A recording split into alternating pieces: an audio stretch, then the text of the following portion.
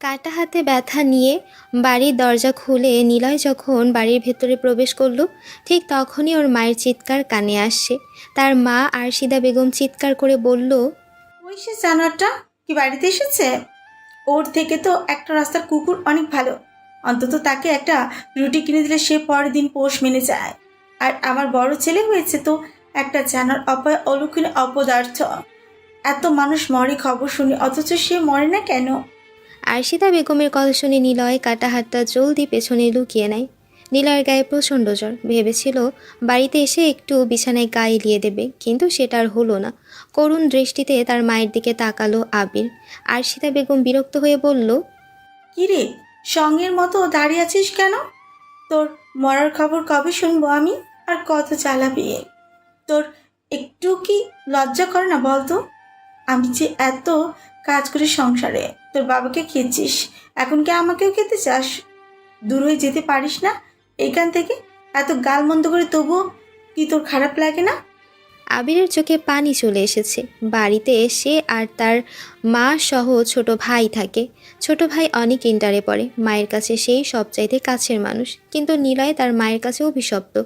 জ্বরের জন্য ঠিকমতো দাঁড়াতেও পারছে না। নিলয় বলে, সারাদিন পর বাড়িতে এলাম মা। সারাদিনে কিছু খেয়েছে কিনা একবারও জানতে চাইলে না।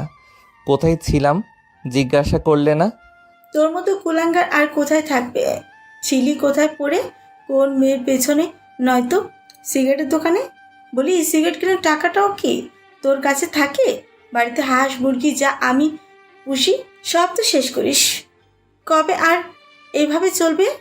আমি আর পারি না, মাঝে মাঝে মনে হয় বিষকে মরে যায়, আর সহ্য হয় না আমার। নিলয় থেমে যায়। পড়িয়ে যত টাকা বেতন পেয়েছিল তত টাকা দিয়ে সে চাকরির অ্যাপ্লিকেশন করেছিল। এইভাবে একটানা 3 বছর ধরে নিলয় চাকরির খোঁজ করে চলেছে, অথচ চাকরি মিলছে না। চাকরি করতে গেলেও লাখ টাকা ঘুষ চাওয়া হয়, যেটা নিলয়ের পক্ষে সম্ভব না।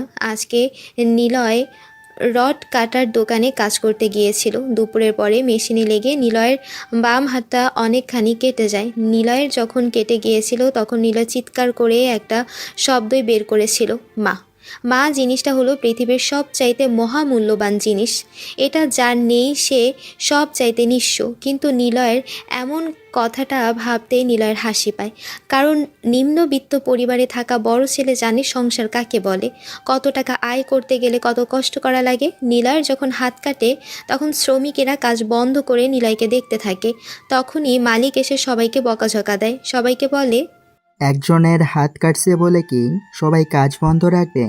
আর যার হাত কাটছে তাকে কাজ থেকে বের করে দাও, এসব শ্রমিক লাগবে না। নিলয় মালিকের কাছে আসে। সকাল থেকে দুপুর অবধি যে কাজ করেছে সেটার পারিশ্রমিক চায় নিলয়, কিন্তু মালিক তাকে বের করে দেয়, জানায়, কিসের টাকা? কাজ পুরো শেষ হয়নি, কোনো টাকা নেই। নিলয় তখন কষ্ট করে পুরো কাজ শেষ করে, আর যার কারণে নিলয়ের জ্বরও চলে এসেছে। সারাদিন হাড় ভাঙুনি পরিশ্রম করে 1,000 টাকা পকেটে নিয়ে নিলয় রাস্তা দিয়ে হাঁটছিল। ব্রিজের এক পাশ দিয়ে নিলয় হাঁটে, তখনই 4টা বাইক আসে ব্রিজে। নিলয় দেখতে পায় তার পছন্দের মেয়ে মিমি তার কাজিনদের সাথে আড্ডা দিচ্ছে। নিলয়কে মিমি চেনে, নিলয় তার ছোট বোনকেই পড়ায়। নিলয় মিমিকে অনেক পছন্দ করে, কিন্তু মিমি হলো বড়লোকের মেয়ে। নিলয় মিমির দিকে তাকিয়ে থাকে। মিমি সেটা টের পেতেই নিলয়কে ডাক দেয়। নিলয়ের বুকটা তখন কেঁপে ওঠে। নিলয় এগিয়ে যায়। মিমিকে তার কাজিন ফাহিম জিজ্ঞাসা করে, এটা কে রে? এটা আমার বনি টিচার, পড়াতে আসলে আমার দিকে তাকিয়ে থাকে।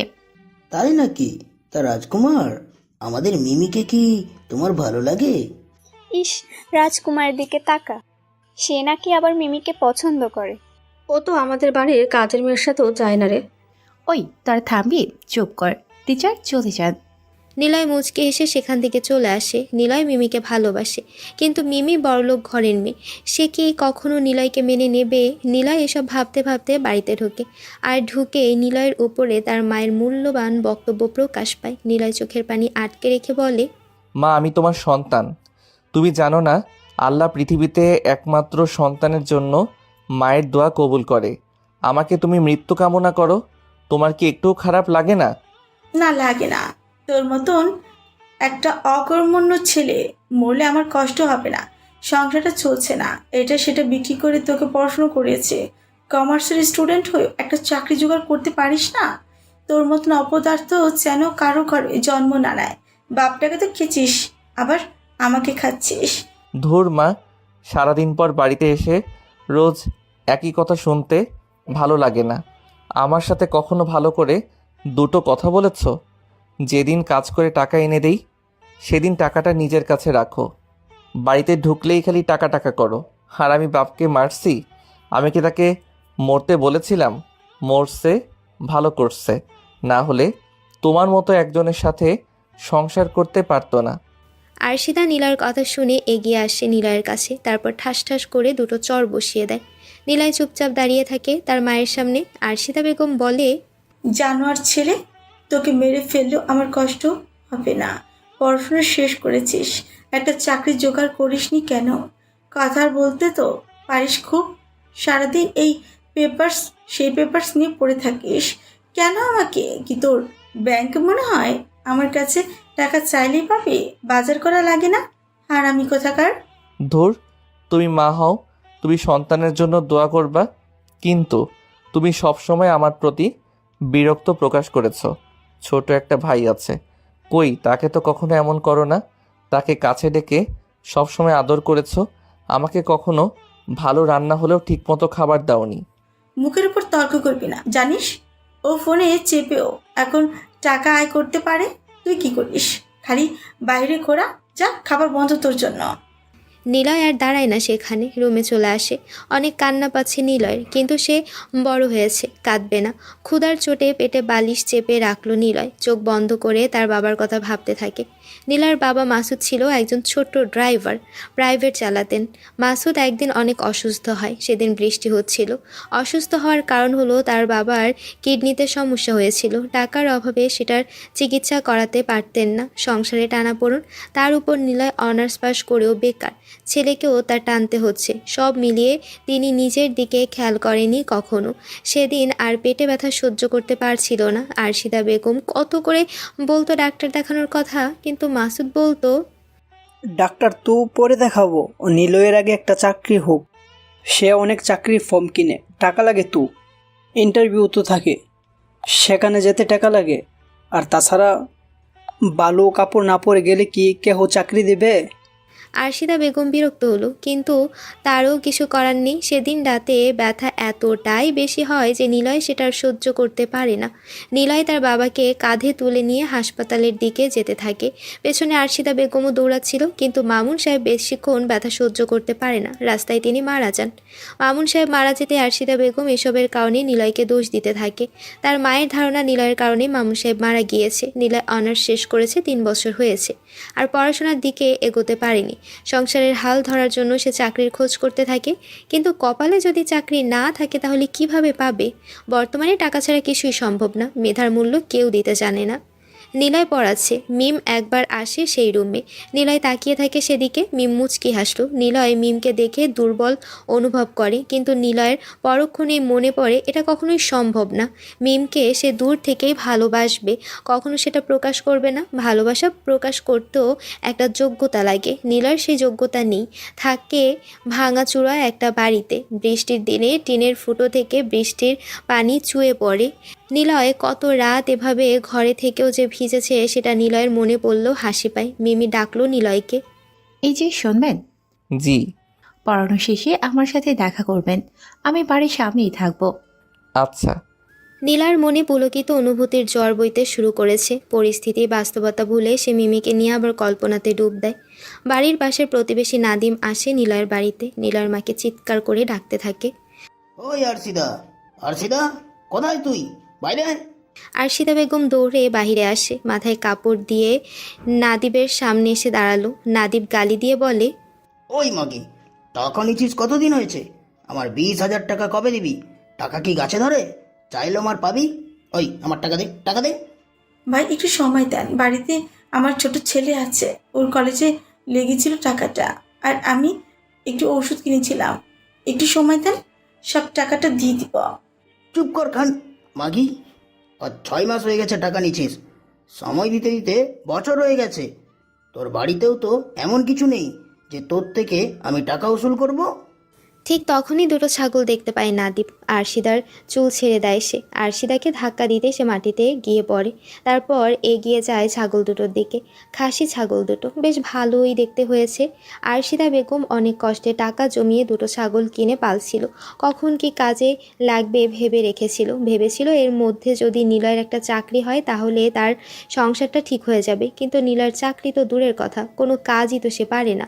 আর পারবে বা কী করে? গ্রামে থাকলেও ছোট থেকে নিলয় পড়াশোনা করেছে, কোনো কাজেই তেমন পটু না সে। নাদিব ছাগল দুটোর দড়ি খুলল, তারপর টেনে আরশিদার কাছে আনে। 20,000 টাকা নিয়েছিল, 7 মাস পড়েছে, সেটা সুদ সমেত এখন 30,000 টাকা হলো। এই দুটো ছাগল বিক্রি করে টাকা উঠে যাবে, এটা নিয়ে যাচ্ছি। ভাই ছাগল দুটো নিয়ে না, আমার অনেক কষ্টে জমানো টাকা দিয়ে কেনা, টাকা শোধ করে দিব, তবু নিয়ে না। চুপ কর তুই, দুটো দামড়া ছেলে থাকতেও তোর কষ্ট ফুরবে না। এইসব ছেলে থাকলে আমি কবেই মেরে ফেলতাম। আরশিদা বেগম কিছু বলে না, কাশতে থাকে। কদিন ধরে বুকের ব্যথাটা বেড়েছে তার। বাড়বে বা না কেন, সারাক্ষণ চিন্তার মধ্যে থাকে নিলয় কি কখনো কিছু করবে না। উঠানে বসে কাঁদতে থাকে আরশিদা। পড়ানো শেষ করে নিলয় বাহিরে আসে। মিমি গেটের সামনেই দাঁড়ানো, নিলয়ের হাতে ব্যান্ডেজ করা। মিমি সেটা দেখে বলে, হাতে কি হয়েছে? তেমন কিছু না, আপনি ডাকলেন যে? হ্যাঁ, তোমার সাথে কথা আছে। বলুন। এখানে না, সামনে রাস্তার পাশে যে ফুচকার টং দোকান আছে সেখানে বসে পড়ি, চলো। মিমি কথাটা বলেই নিলয়ের হাত ধরে। নিলয় মিমির এমন কাণ্ডে একদম কেঁপে ওঠে, বুকটা ছ্যাত করে ওঠে নিলয়ের। মিমি টানতে থাকে, নিলয় যেতে থাকে সেদিকে। একটু পর নিলয় আর মিমি ফুচকার দোকানে আসলো। মিমি বসে সেখানে, নিলয়কেও বসতে বলল। নিলয় বসতে মিমি ফুচকাওয়ালাকে বলে, মামা 3 প্লেট ফুচকা দেন তো। নিলয়ের বুকের ভেতরটা ছ্যাদ করে ওঠে। গতদিনের কষ্টে কাজ করার টাকাটা এখনও পড়ে আছে পকেটে। কষ্টের টাকা হওয়াতে নিলয় জ্বরের মেডিসিনও কিনতে পারেনি। বারবার টাকার দিকে তাকিয়ে নিশ্চিত খরচ হবে দেখেই জ্বরটাকে নিজের শরীরে ধরে রেখেছে। অথচ এখন সেই টাকাই হয়তো চলে যাবে। নিলয় আমতা আমতা করে প্রশ্ন করল, 3 প্লেট? আমরা তো 2 জন। আমি 2 প্লেট, তুমি 1 প্লেট। ও আচ্ছা।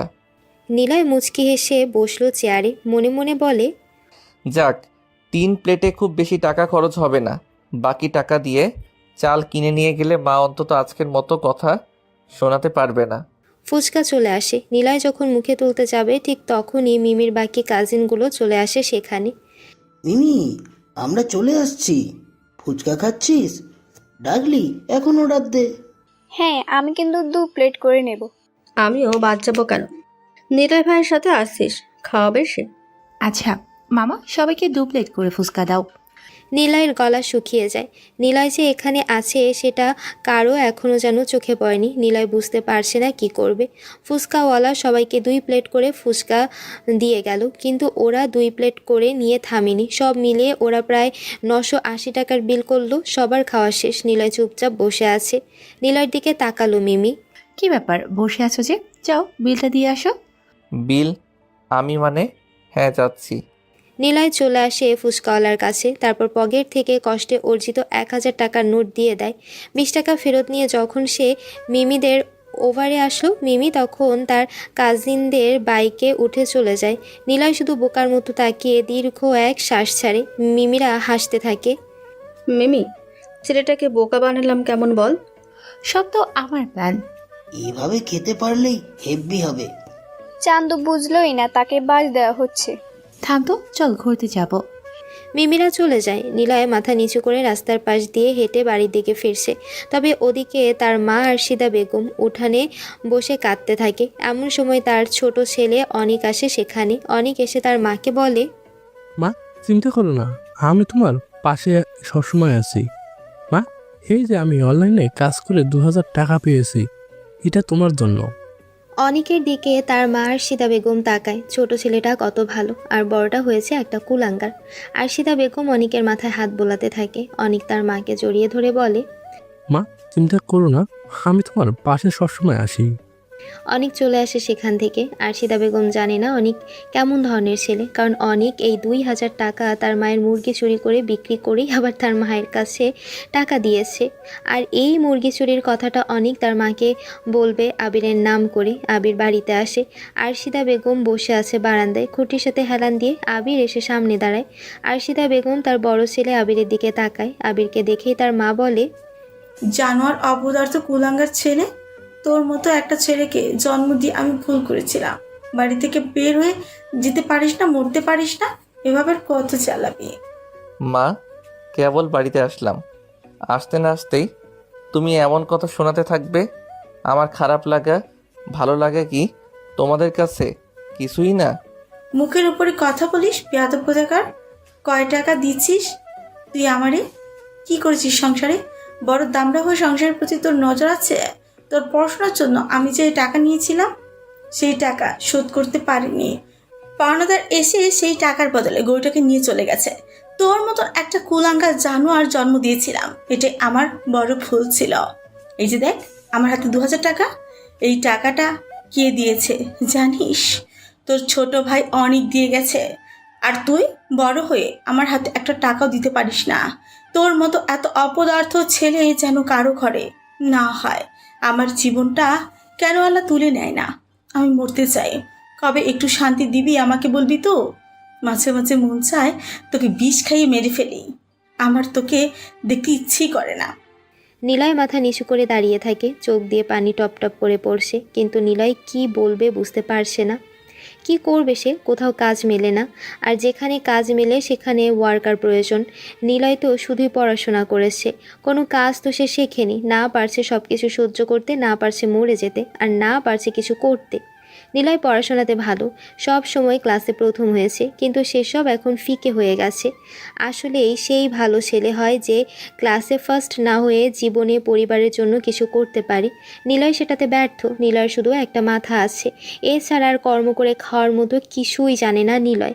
গরিব ঘরে হয়েও বাবার আদলে পড়াশোনাটা শেষ করেছিল, কিন্তু সার্টিফিকেটের আর কি হবে ওর? যে সার্টিফিকেট অর্জন করতে ঘন্টার পর ঘন্টা বই নিয়ে বসতে হয়, এখানে সেখানে কোচিং, সেখানকার বেতন, ক্লাসের বই খাতা কেনা, বেতন, সেখানে যাওয়ার ভাড়া, সব কিছু মিলিয়ে একটা সার্টিফিকেট অর্জন করতে হয়। কিন্তু কি হবে এখন সেটা দিয়ে? মাঝে মাঝে নীলার বড্ড হাসি পায়, কারণ ওর থেকে যারা জঘন্য রেজাল্ট করতো তারাই এখন বড় অফিসার। চাকরির সময়ে নেতার কল, সাথে অনেক টাকার বান্ডিল সামনে মেলে দিয়ে চাকরির ফসরা সাজিয়েছে।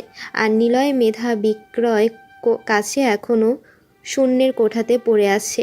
নিলয়ের কোনো যোগ্যতা নেই বেঁচে থাকার। বাড়ি থেকে বের হয়ে সে নিজেকে আজ মেরে ফেলার জন্য মনে মনে প্রস্তুতি নিয়ে রেখেছে নিলয় বাড়ি থেকে বের হতে যাবে, ঠিক তখনই আরশিদা বেগম পেছন থেকে ডাক দেয় নিলয়কে। কোথায় যাচ্ছিস জানোয়ার? যেভাবে যাচ্ছিস যেন বেঁচে না ফিরিস। খবর শুনি যেন তুই মরে গেছিস। যা, চোখের সামনে থেকে দূর হয়ে যা। তোকে আমি পেটে জন্ম দিয়ে ভুল করেছি, সেটা যেন তোর কবর মাটি দিয়েই শেষ করতে পারি। নিলয় কিছু বলতে গিয়েও পারে না, গলাটা চাপা কষ্ট আর কান্নায় ধরে এসেছে। কোনো আওয়াজ বের হচ্ছে না তার গলা দিয়ে। সে এক পলক তাকিয়ে থাকে তার মায়ের দিকে, মনে মনে বলে, হে আল্লাহ, শুনেছি সন্তানের প্রতি মায়ের সব দোয়া, কষ্ট, মন খারাপি সব কিছু তুমি কবুল করে নাও। তোমাকে নিয়ে অভিযোগ নেই হে প্রভু। কিন্তু আজকে যেন আর আমার জ্যান্ত মুখটা আমার মা না দেখে। নিলয় দ্রুত বাড়ি থেকে বের হয়। কাঁচা রাস্তা পেরিয়ে পাকা রাস্তায় আসে, চিকন পাকা রাস্তা পেরিয়ে মেইন রোডে চলে আসে। রাস্তার এক পাশ দিয়ে সে হাঁটতে থাকে। বাড়ি থেকে প্রায় 10 কিলোমিটার দূরে চলে এসেছে নিলয় রাস্তার পাশে দাঁড়ায়। বড় কোনো গাড়ি পাচ্ছে না যে নিলয় সেই গাড়ির নিচে পিষে মরতে পারে। মোটরসাইকেলের পরিমাণ বেশি, সাথে টমটম, অটো তো আছেই। নিলয় দাঁড়িয়ে থাকে। রাস্তাটা হঠাৎ ফাঁকা হয়ে যায়। দূর থেকে একটা খুব গতিতে প্রাইভেট গাড়ি আসতে থাকে। নিলয় মনে মনে প্রস্তুত নেয় সে এই গাড়ির নিচেই পড়বে। হঠাৎ নিলয় অনুভব করছে কে যেন বলছে, যা যা মর, এইভাবে মরলে তোর ভালো হবে, অনেক শান্তি হবে, তোর পরিবারও শান্তিতে থাকবে তুই মরলে। এটা কি তবে শয়তানের প্ররোচনা ছিল? নিলয় যেন শয়তানের বিদঘুটে হাসির শব্দ শুনতে পায়। রাস্তার অপোজিটে কে যেন দাঁড়িয়ে আছে, কালো পোশাক পরা, বেশ লম্বা তিনি। তবে কি সে সৃষ্টিকর্তার প্রেরিত কোনো যমদূত? সে কি আজরাইল? সে কি নিলয়ের নিকৃষ্ট আত্মাটা নিয়ে আগুনে নিক্ষেপ করবে? গাড়িটা খুব কাছে চলে এসেছে। নিলয়ের মনে হলো কেন যেন তাকে থাকতে ধাক্কা দিল। নিলয় গাড়ির সামনে যেয়ে দাঁড়ায় চোখ বন্ধ করে। গাড়িটা নিলয়ের ধাক্কা দিবেই আরশিদা বেগম মুরগির ঘরের কাছে আসলো। রাত হয়েছে বেশ, মুরগিগুলো ঘরে তোলা হয়নি। আরশিদা বেগম এসে দেখে মুরগিগুলো ঘরের পাশে বসে আছে। তিনি দরজা খুলে দিতেই এক এক করে মুরগিগুলো ঘরের ভেতরে চলে যেতে থাকে। তিনিও গুনতে থাকলেন। অনেকগুলো মুরগির মধ্যে 7টা মুরগি নেই। আরশিদা 3বার চেক করে দেখে 7টা বড় মুরগি নেই। আরশিদা অনেককে ডাক দেয়। অনেক চমকে ওঠে। মনে পড়ে বিকেলে তার কাজের কথা। সে তার মায়ের 7টা মুরগি ধরে চুরি করে বিক্রি করে দিয়েছিল, আর সেই টাকা দিয়ে ওর গার্লফ্রেন্ডের বার্থডে গিফট কিনে দিয়েছিল, আর বাকি টাকা ওর মায়ের হাতে তুলে দেয়, যেটাতে সে ফোনে কাজ করার কথা বলেই প্রেজেন্ট করে। আসলে অনেক ওর মায়ের হাতে যে 2000 টাকা দিয়েছিল সেটাই ওনার নিজের মুরগি বিক্রির টাকা, যে টাকাটা তারই ছেলে অনেক চুরি করে বিক্রি করেছিল। কিন্তু এখন তো আরশিদা বেগম বুঝে ফেলেছে মুরগি মিসিং। অনেক এসে সামনে দাঁড়ায়। আরশিদা চিল্লিয়ে বলে, মুরগি আর 7টা কোথায়? খোঁজ এখনই। মা, আমি কোথায় খুঁজবো? খোঁজ আশেপাশে। অনেক চুপচাপ দাঁড়িয়ে থাকে। আরশিদা বেগম ঝাড়ি দেয়। কি করবে সে বুঝতে পারছে না, হাত পা কাঁপছে। অনেক দ্রুত বলে, মা, মুরগি খুঁজে কি হবে? মুরগি তো আর নেই। মানে? আমি দেখছিলাম ভাইয়া তোমার মুরগি ধরে নিয়ে বিক্রি করেছে। আমি ভাবছিলাম তুমি বলেছিলে, তাই আমি তো জানি না কিছু। কি? নিলয়টা করেছে? আজকে নিলয়কে আমি মেরেই ফেলব। জানোয়ারটা আমাকে এত জ্বালাচ্ছে। আল্লাহ মরণ দাও না কেন আমাকে। আরশিদা বেগম দরজা আটকে মাথায় হাত দিয়ে উঠানে বসে থাকে। জীবনটা তার কাছে একদমই অসহ্য লাগছে। মাথায় ঋণের বোঝা, মুদি দোকানে বাকি পড়ে আছে অনেক টাকা, ব্যাংক থেকে টাকা তোলা হয়েছিল। কি করবে তিনি? একা মানুষ, আর কত দিক সামলাবে? সে তো আর পুরুষ না। তারও তো একটু ভালো থাকার অধিকার আছে, তারও তো একটু জীবনে শান্তি করার ইচ্ছে জাগে তো। নিলয় গাড়ির সামনে এসে দাঁড়ায়। হঠাৎ গাড়িটা কষে ব্রেক করে। গাড়িটা যে ড্রাইভ করছে তিনি একজন প্রফেশনাল ড্রাইভার। গাড়িটা ব্রেক করে এপাশ ওপাশ গতি নিয়ন্ত্রণ করে নিলয়ের ঠিক পায়ের কাছে এসে থামলো। ড্রাইভারটি গাড়ির কাচ ভেঙে সামনে এসে পড়ে। নিলয় চোখ খুলে তাকায়, দেখে স্যুট বুট পরা তার বয়সী একটা ছেলে তার পায়ের কাছে এসে পড়েছে। নিলয় দ্রুত তাকে টেনে তোলে। ছেলেটার মুখে হাতে কাটছে। ছেলেটা উঠে নিলয়কে একটা ধাক্কা দিয়ে বলে, আব্বে ইয়ার, আর ইউ ম্যাড? ভাই তুই মরবি মর, কিন্তু আমার গাড়ির সামনে কেন ভাই? এই কাব্যের গাড়ির সামনে কেন? ব্লাডি বা না থাক, আমি কখনো কারো বাবা মাকে নিয়ে গালি দিই না, কিন্তু তুই শালা এখানে এসে মরতে যাচ্ছিস কেন? এক নাগাড়ে কাব্য আহমেদ কথাগুলো বলে হাঁফাতে থাকে। নিলয় কাব্যের দিকে এক দৃষ্টিতে তাকিয়েছিল। নিলয় এসে রাস্তার ফুটপাত বরাবর বসলো। কাব্য অবাক হয়। নিলয় কি বোবা? নিলয় বোবা বলে হয়তো মরতে এসেছিল। কাব্যের খারাপ লাগে। সে গাড়ির কাছে আসে, গাড়িটা সাইড করে গাড়ির ভেতর থেকে মেডিসিন, পানি, টিস্যু সব কিছু বের করে আগে নিজে ঠিক হয়, তারপর নিলয়ের কাছে আসে। নিলয় সব কিছু অপলক দৃষ্টিতে তাকিয়ে থাকে। কাব্য নিলয়ের পাশে এসে বসলো। পানি নিজে খেয়ে নিলয়ের দিকে বাড়িয়ে দিয়ে বলে, নে পানি খা। আমি বুঝিনি তুই বোবা, কিন্তু বোবা বলে মরতে হবে? কত মানুষ তো প্রতিবন্ধী, তারাও তো বেঁচে আছে, জীবনযুদ্ধে হার মানে না। কাব্যের কথা শুনে নিলয় শব্দ করে হাসলো। নিলয়ের হাসি শুনে কাব্য চুপ হয়ে যায়। সে বোবা ভেবেছিল নিলয়কে, কিন্তু নিলয় বোবা না। নিলয়ের হাসি শুনে কাব্য অবাক হয়। নিলয় হাসতে হাসতে বলে, জীবন যুদ্ধে হার মানে না তারা। হ্যাঁ, এটা সত্য। প্রতিবন্ধী হলে করুণা পাওয়া যায়, এজন্য হার মানে না তারা। এগিয়েও যেতে পারে, কিন্তু যারা নিম্নবিত্ত পরিবারের, তারা না পারে দুবেলা ঠিকমতো খেতে, না পায় কারো করুণা, আর না পায় বেঁচে থাকার স্বাদ। একটা চাকরির জন্য এখানে সেখানে ঘুরতে ঘুরতে জীবন পার হয়ে যাচ্ছে।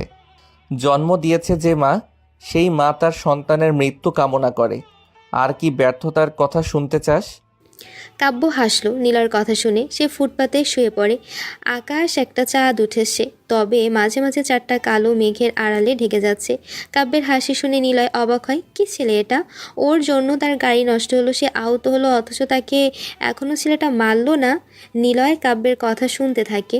যে দেশে টাকায় অর্জিত মেধা বিক্রি করে যে সার্টিফিকেট অর্জন করা হয়, সেই দেশেই আবার সেই সার্টিফিকেটের মূল্য দেয় না। হ্যাঁ, মূল্য থাকে, সেটা হলো লোকের মুখে।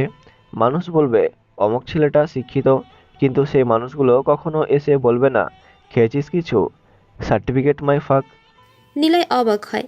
তার মতো কেউ ভাবে এমন একজন প্রথমবার দেখল। নিলয় তার পাশে শুয়ে পড়ে। দুজন মাথার নিচে হাত দিয়ে আকাশের দিকে তাকিয়ে থাকে। নিলয় জোরে জোরে শ্বাস নেয়। কাব্য বলে, আমি আমার সার্টিফিকেট পুড়িয়ে ফেলছি, তবুও দেখ আমার দামি গাড়ি। কত দাম জানিস? প্রায় 1 কোটি। গায়ে দামি পোশাক, এগুলো পড়াশোনা করে অর্জন করে নিরে।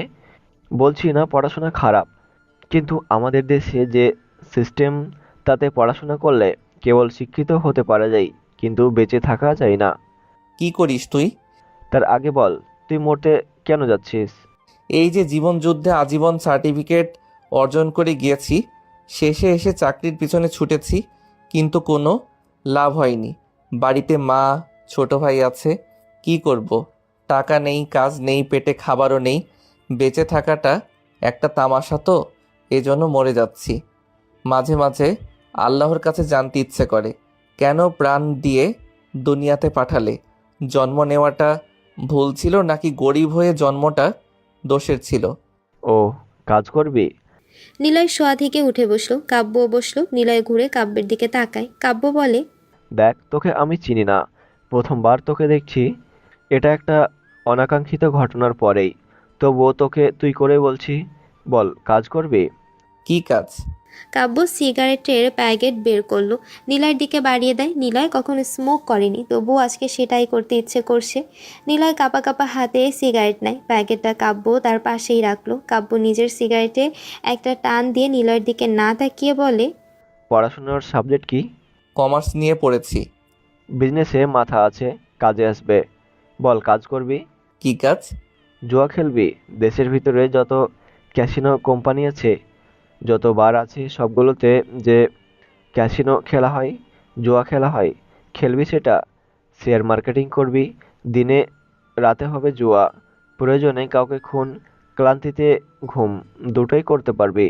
রাজি থাকলে তুই হবি এই দেশের একজন টপ বিজনেসম্যান। আমার অ্যাবিলিটি হলো গাড়ি চালানো। তোর মতো আরও 3জন ছেলে আছে আমার কাছে, তুই আসলে মোট 5জন হবে। যদিও তুই কিছুই পারবি না, তবে আসিস একদিন আমার ঠিকানায়, তোকে বুঝিয়ে দেব। ঠিকানা আর সিগারেটের প্যাকেট তোর জন্যে রেখে গেলাম। যদি সিগারেট খাস তাহলে ভাববো তুই আসবে। কথাগুলো বলে কাব্য সেখান থেকে চলে যায়। নিলয় এখন বুঝতে পারে কাব্য তাকে কেন গাড়ি দিয়ে ধাক্কা দেয়নি, কারণ কাব্য হলো বেস্ট ড্রাইভার। আরও বুঝলো কাব্য ড্রাইভার স্কিল বাড়িয়েছে কেন। পুলিশ তাকে খুঁজছে। কয়েক সেকেন্ডের ভেতরে কাব্য নিলয়ের চোখের সামনে থেকে উধাও হয়ে যায়।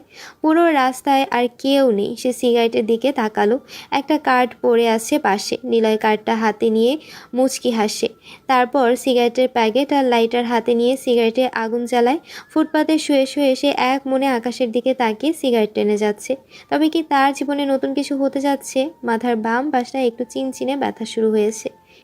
বিশ্ব কি নতুন একজন মাস্টার মাইন্ড গেমারকে দেখতে চলেছে? কি জানি কি হতে যাচ্ছে। নিলয় কাব্যের দেওয়া ঠিকানাটা নিয়ে বাড়িতে আসে। প্রথমবার নিলয় সিগারেট ধরেছে, আর পুরো প্যাকেটটা শেষ করেই বাড়িতে আসে সে। বাড়িতে ঢুকেই দেখে আরশিদা বেগম এখনও বারান্দায় চুপচাপ বসে আছে। নিলয় যে কোমল সুরে তার নিজের মাকে ডাক দেয়, মা, ও মা, মা গো, এভাবে বসে আছো কেন? মশা অনেক বাহিরে। নিলয়ের রাগ কষ্ট ছাড়া মায়ের প্রতি কোমল সুন্দর ডাক শুনে আরশিদা বেগম চোখ খুলল। তিনি ঝিমাচ্ছিল। নিলয়কে দেখে চোখ দিয়ে অনবরত পানি পড়তে শুরু করে। নিলয় কাছে যায়। আরশিদা বেগম তার মায়ের কাছ থেকে তাৎক্ষণিক একটা চড় খেয়ে বসে। কি করলাম মা আমি? জানোয়ার কোথাকার, তুই আমার মুরগিগুলো ধরে চুরি করে বিক্রি করে দিয়েছিস। তোর গা থেকে সিগারেটের গন্ধ, তার মানে তুই সেই টাকা দিয়ে সিগারেট কিনে খেয়েছিস। আর কত জ্বালাবি তুই আমাকে কি একটু শান্তি দিবি না? বাইরে গিয়েছিলি, আমি তো ভাবলাম তোর মরার কথা শুনব, কিন্তু তুই কিনা এখনো বেঁচে আছিস। মা, আমি তোমার বড় ছেলে, এতটা নিষ্ঠুর কেন তুমি? চাকরি তো জোগাড় করার অনেক চেষ্টা করছি, কিন্তু সেটা পেতেও এখন টাকা লাগে। টাকা নয়তো কোটা, নতুবা নেতা। এই 3 জিনিস না থাকলে কখনো বড় চাকরি করা যায় না মা। আর আমি তো কোনো কাজও শিখিনি, কেন আমার সাথে এমন করো? আর কিসের মুরগির কথা বলছো? চুপ কর চোর কোথাকার, তোর কি লজ্জা করে না বাড়ি নিজেদের মুরগি চুরি করে আবার সেইটা নিয়ে কথা বলতে? অনেক বলেছে, তোকে দেখেছে তুই মুরগি চুরি করেছিলি। কেন এমন করেছিস বলতো? একটা কাজ করবি, আমাকে বিষ এনে দিবি, নিজ হাতে আমাকে মেরে ফেল তুই। তোর মতো কুলাঙ্গার জানোয়ার অপদার্থ ছেলের মা হওয়াটা যে কতটা কষ্টের, সেটা যেন মরেই শান্তি পাবো। নিলয় কিছু বলল না, চুপচাপ দাঁড়িয়ে চোখ বন্ধ করলো। সৃষ্টিকর্তাকে আফসোস নিয়ে বলল, হে উপরওয়ালা, কিসের পরীক্ষা নিচ্ছ তুমি? আমি তো মরতেই গিয়েছিলাম, কেন বাঁচালে আমাকে? আর বাঁচালেই যখন, তখন আবার কেন এই নরকে এনে ফেললে? শুনেছি মায়ের পায়ের নিচে বেহেশত থাকে, কিন্তু আমার যে এখন সব কিছু নরক মনে হয়। কবে শান্তি পাবো বলবে তুমি? আরশিদা বেগম একটা লাঠি নিয়ে আসে, নিলয়কে অনেক জোরে আধা ঘন্টা ধরে মারতে থাকে। নিলয় একটা শব্দ অবধিও করেনি। সে চুপচাপ দাঁড়িয়ে তার মায়ের হাতের পিটানি খেতে থাকে। ক্ষুধা পেটটা যেন এই মারির ঠেলাতে ভরে গেছে। আরশিদা বেগম মারতে মারতে ক্লান্ত হয়ে ধপ করে মাটিতে পড়ে যায়। নিলয় দ্রুত তার মাকে ধরে এনে বিছানায় শুয়ে দেয়। ব্যথা শরীর নিয়ে নিলয় নিজের রুমে আসে। পকেট থেকে কাব্যের দেওয়া ঠিকানাটা দেখতে থাকে সে। তারপর ফাহিম, রিয়া, সাথী, সৈকত আর মিমি দাঁড়িয়ে আছে। ফাহিম মিমিকে বলল, মিমি, তোর বোনের টিচার আছে না কেন? বেচারার সাথে গেমস খেলতে বেশ লাগে। এই না, এটা ঠিক না। আর চুপ থাকতো, ব্যাটার দেখেই মনে হয় যেন তোর প্রতি দুর্বল। এটাকে মজা হিসেবে নেই বস, আর মজা করেই চল। কিন্তু তবুও এমনটা ঠিক হবে না। ধুর, তুই শুধু সাথে থাকবি, যা করার আমরা করব। Just chill bro. ওরা পাঁচজন কথা বলছে। নিলয় আসে সেখানে। সে বাড়ির ভিতরে ঢুকতে যাবে, তখনই ফাহিম ডাক দেয়। নিলয় ঘুরতেই মিমির দিকে চোখ চলে যায়। মিমিকে দেখে নিলয় শান্তি বোধ করে। আসলে পুরুষ মানুষ যাকে একবার ভালোবাসে তার কাছেই মনের যত সব প্রশান্তি বয়ে যায়। নিলয়ের এক নিমিষেই মন ভালো হয়ে গেছে। নিলয়কে দেখে ফাহিম বলে, এই যে টিচার, মিমি তো তোমাকে ডাকে। নিলয় জানে মিমি কখনো তাকে ডাকবে না, তবুও নিলয় মিমির কাছে যায়। সামনে যে দাঁড়াতেই রিয়া বলে, এই ছেলে, তুমি এমন খ্যাত হয়ে আসো কেন? এই যুগের ছেলেদের দিকে তাকাও, দেখো তো তারা কত স্মার্ট। তুমি এমন ময়লা মার্কা শার্ট, খ্যাত মার্কা স্টাইল নিয়ে চলাফেরা করো, তোমার কি লজ্জা করে না? আসলে লজ্জা করবে কেন আমার কাছে? চলো, তোমাকে একটা কাজ দিই। এটা ডেয়ার, বাট সত্যি কাজটা করতে হবে। কি কাজ? ওই যে মিমিকে দেখছো না, তুমি মিমিকে প্রপোজ করবা। সুন্দর করে প্রপোজ করে ভালোবাসি কথাটা জানাবা, যেন সে বুঝতে পারে তুমি তাকে ভালোবাসো অনেক। নিলয় মিমির দিকে তাকায়। মিমি দূরে দাঁড়িয়ে আসে। ফাহিম গিয়ে একটা ফুল তুলে আনে, নিলয়ের হাতে দেয়। তারপর বলে, যাও, মিমিকে প্রপোজ করবা। নিলয় চুপচাপ দাঁড়িয়ে থাকে। কি করবে সে বুঝতে পারছে না, তবে মাথার মধ্যে এখন একটাই চিন্তা করতে থাকে, আর সেটা হলো ডেয়ার পালন করে হোক বা মজা করে হোক, নিলয় যে তার মনের কথাটা এটার মাধ্যমে সত্যি সত্যি জানতে পারে। এটাই বা কম কিসের? নিলয়ের যে যোগ্যতা, তাতে মিমিকে ভালোবাসা যায় দূর থেকে, কিন্তু তার কাছে গিয়ে কখনো তাকে ভালোবাসি বলা, তাকে খুব করে চাওয়া, এটা নিলয়ের জন্য কখনো সম্ভব না। তাই নিলয় সিদ্ধান্ত নিল যে আজকে ডেয়ারের মাধ্যমে সে তার মনের কথাগুলো জানাবে। নিলয় এগিয়ে যায়। মিমি ফোন চাপছিল। নিলয়ের সামনে যেয়ে দাঁড়ায়। নিলয়ের পেছনে ফুল রাখা। সৈকত চুপি চুপি গিয়ে ফুলের মাথাটা কেটে আনে। মিমি ঘুরে তাদের কাজিনদের দিকে তাকায়। ওরা মিটমিট করে শয়তানির একটা হাসি দিচ্ছে। নিলয় কি বলবে সেটা মনের মধ্যে সাজিয়ে ফেলেছে। তারপর ফুলটা বাড়িয়ে দিয়ে মিমির দিকে তাকিয়ে বলে, শুনেছিলাম ভালোবাসি কথাটা বলতে নাকি যোগ্যতা লাগে না, কিন্তু আমার ক্ষেত্রে এটা ভিন্ন। তবুও যোগ্যতা ছাড়াই আজ বলতে এসেছি। তুমি কি আমার আকাশ হবে, মেঘ হয়ে যাকে সাজাবো আমার মনের মতো করে? তুমি কি আমার নদী হবে, যার নিবিড় আলিঙ্গনে ধন্য হয়ে তরি ভেসে যাব কোনো এক অজানা গন্তব্যে? তুমি কি আমার জ্যোৎস্না হবে, যার মায়াজালে বিভোর হয়ে খুঁজে নিব নতুন মুহূর্ত? তুমি আমার ভালোবাসা, আমার জীবন, আমার প্রতিটি আশা, আমার প্রতিটি স্বপ্ন। এবং আজ আমাকে তোমার কাছে আমার অনুভূতি প্রকাশ করতেই হবে। জীবনে মাঝে মাঝে এমন হয় যে আমরা যা দেখি প্রতিটি স্বপ্ন পূরণ হয় না, কিন্তু স্বপ্ন পূরণ না হওয়ার ভয়ে আমরা স্বপ্ন দেখা বন্ধ করতে পারি না। আমরা কি পারি? স্বপ্ন এবং আকাঙ্ক্ষায় মানুষের বেঁচে থাকার কারণ। এর সাহায্যে মানুষ বেঁচে থাকে। যদি কারো জীবনে কোনো স্বপ্ন না থাকে এবং কাউকে অর্জন করার ইচ্ছা না থাকে, তাহলে এমন জীবন কি ভালো? যদি স্বপ্ন পূর্ণ না হয়, এটা ভাগ্যের ব্যাপার।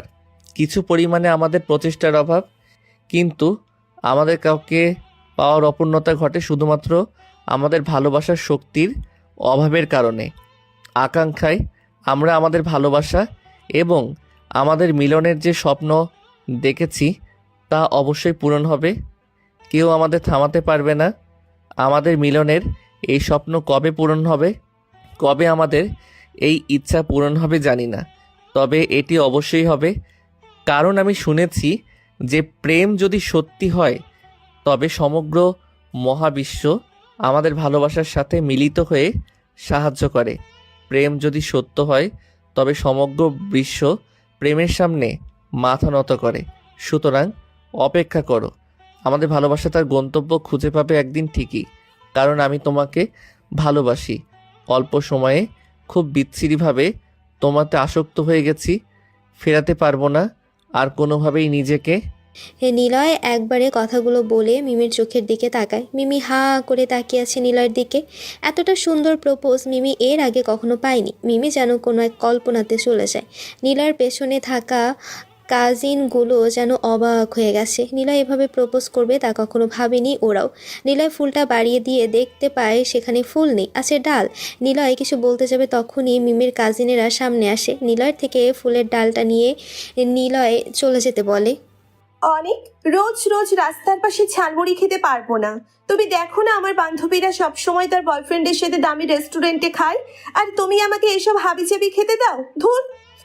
অনেক অন্তরার কথা শুনে চুপচাপ দাঁড়িয়ে থাকে। কি বলবে বুঝতে পারছে না। সে জানে কেন প্রায়শই অন্তরাকে রাস্তার পাশের ফুটপাতের খাবার খাওয়ায়। ওর কাছে যে টাকা নেই। অনেক বলে, আসলে আজকে বাড়ি থেকে টাকা। চুপ করো তো, সব সময় তুমি এমনটাই বলো। এত যে বলো তোমাদের দামি বাইক দামি গাড়ি আছে, কই কখনো তো তুমি কোনো বাইক নিয়ে আসলে না। অথচ আমার বান্ধবীরা তার বয়ফ্রেন্ডের বাইকে করে লং ট্যুরে যায়, আর আমি রিক্সাতে ঘুরি। আমাকে পটানোর সময় তো খুব করে গল্প দিয়েছিলে। তোমাদের বিরাট বড় বিজনেস আছে, 10টা দামি গাড়ি আছে, বাইক আছে, কাছের লোক আছে, অথচ কখনো তোমার বাড়ির ঠিকানাটাও আমাকে দাওনি। আসলে আমার তো কোনো ক্রেডিট কার্ড নেই, ভাইয়া তো সবসময় দেয় না, বাবার তো অনেক ব্যস্ততা, আর মা এবার আমেরিকাতে গেল, এর জন্য এখন টাকা পাচ্ছি না বাড়ি থেকে।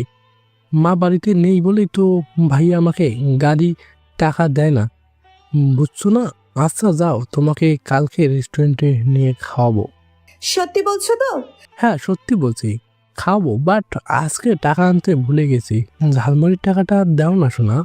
এটাও আমার দেওয়া লাগবে? হাই রে আল্লাহ, এ আমি কার সাথে প্রেম করি? ওই তুমি কবে তোমার মায়ের সাথে দেখা করাবে? তোমার মাকে দেখতে খুব ইচ্ছে করে। অন্তরার কথা শুনে অনেক ভয় পায়। কারণ অন্তরা বড়লোক বাবার একমাত্র মেয়ে। কলেজে সবসময় দামি গাড়িতে করে আসে। অন্তরার ড্রেস আপগুলো এতটা দামি যে সেগুলো বিক্রি করলে অনেকদের সংসার অনায়াসে চলে যাবে। অথচ অন্তরা সেসব ড্রেস নাকি 2-1 দিনের বেশি পরেই না। অনেক একটা প্ল্যান সাজায়। অন্তরাকে বলে, ওই শোনো, তোমার পরিবার তো অনেক বড়, মাসে মাসে আমার পরিবার অনেক টাকা ডোনেট করে, এত বেশি ডোনেট করে যে সেটা হেডকোর্টের কাছে যায়। আমার কাছে যখন ক্রেডিট কার্ড আসে তখনই পথে যারা টাকা চাইতে আসে তাদের সবাইকে আমি 1000 টাকার নোট দিয়ে থাকি। আমাদের এলাকায় অনেক পথ শিশু আছে, গরিব পরিবার আছে, সেই পরিবারের কাছে কিছু কেনার মতো টাকাও নেই। তাই ভাবছি তুমি তো অনেক ড্রেস না পরেই রেখে দাও, সেগুলো যদি আমার কাছে এনে দাও, আমি সেগুলো ওই সব গরিবদের মাঝে বিতরণ করতে পারি। এতে অপচয় নষ্ট হবে না, আবার আল্লাহও খুশিও হবে। সেগুলো কি আমার কাছে এনে দিবা? হ্যাঁ অবশ্যই এনে দেব, তোমার প্রতি আমি অনেক খুশি। অনেকে তো মনে মনে খুশি। অনেক অন্তরার ড্রেসগুলো কখনোই গরিবদের কাছে বিতরণ করবে না। অন্তরার দেওয়া সব ড্রেস আবার ঠিকঠাক করে দোকানে বিক্রি করে দেবে সে। তারপর যা টাকা পাবে সেটা দিয়ে অন্তরাকে নিয়ে ঘুরবে। এটাই হলো অনেকের বড় প্ল্যান। মেম্বার খলিল মিয়া আরশিদা বেগমের বাড়িতে আসে। আরশিদা বেগম সবে গোসল করে শাড়ি পরছিল। আরশিদা বেগমের খোলা পিঠের দিকে খলিল মিয়ার নজর পড়ে। এক দৃষ্টিতে ফর্সা পিঠের দিকে তাকিয়ে থাকে খলিল। আরশিদা ঘুরে তাকাতে খলিল খলিলকে দেখতে পায়। খলিলকে দেখেই আরশিদার মাথায় রাগ চড়ে বসে। সে দ্রুত ঘরের ভেতরে যায়, শাড়ি ঠিকঠাক মতো পরে নিয়ে বাহিরে আসে। খলিল পান চিবাতে চিবাতে আরশিদাকে বলে, কেমন আছো গো? মেম্বার সাহেব ঠং করবেন না, কি করতে এসেছেন বলেন। কেন এসেছি জানো না? এই যে কাগজটা ধরো, এখানে তো আসার কারণ লেখা আছে। আমার স্বামী তো মরছে, আমাকে জ্বালাতনে ফেলে গিয়েছে। কেন এত টাকা আপনার থেকে সে লোন দিয়ে মরেছে? তোমার স্বামী তোমার চিকিৎসার জন্য টাকা নিয়েছিল 2 লাখ। সুদে আসলে কয়েক বছর তো হলো, সেটা এখন 3 লাখ হয়ে গেছে। টাকা চাইতে আসলে তো তুমি খালি ফিরিয়ে দাও, আর কত ফিরাবে? তোমাকে তো উপায় বলেছি, টাকা শোধ করার সহজ পদ্ধতিটা তো তুমি গ্রহণ করলে না। এটা তো তোমার লস। আরশিদা মনে মনে বলে, শালা লুচ্চা হারামি। আরশিদার গালিটা খলিল বুঝতে পেরে মুচকি হাসে। খলিল হলো এখানকার মেম্বার, অনেক বছর ধরে তিনি এখানকার মেম্বার। আরশিদার বুকে সমস্যা হয়, সেটা চিকিৎসার জন্য তার হাজব্যান্ড খলিলের থেকে অনেকগুলো টাকা লোন নেন। টাকার বাবদে তার একটা বাইক বন্ধ রাখে, কিন্তু খলিল সেই বাইকটা তো নিয়ে নেয়, সাথে আরও টাকার অঙ্ক বসিয়ে সেটা 2 লাখ বানিয়ে দিয়েছে। আরশিদা বেগম সেটা সঠিক জানতো না, তবে টাকা যে তার হাজব্যান্ড নিয়েছিল সেটা ভালো করেই জানে। যেহেতু তার হাজব্যান্ড নেই, এখন সংসারের অবস্থাও খারাপ, এমন সময় খলিল প্রায় সেই টাকা চাইতে আসে আরশিদার কাছে, আর আরশিদা ইনিয়ে বিনিয়ে ফিরিয়ে দেয়। কিন্তু খলিল তো একটা জানোয়ার, সে আরশিদাকে সরাসরি বলেছিল, টাকা শোধ করার একটা উপায় আছে। যদি তুমি রোজ আমার সাথে একবার বিছানায় সময় কাটাও, তবে 1 টাকাও লাগবে না। তোমার স্বামী নেই, তুমি এখনো গুলুমুলু আছো, দেখতে অনেক সুন্দর। তুমি চাইলে টাকা শোধ করতে পারো। এটা শুনে আরশিদা প্রথম দিন খলিলকে চড় দেয়। খলিল সেদিন আরশিদাকে বিছানায় ফেলে গালে চুমু দিয়ে চলে যায়। আরশিদা ভয়ে আর তেমন কিছুই বলতে পারে না।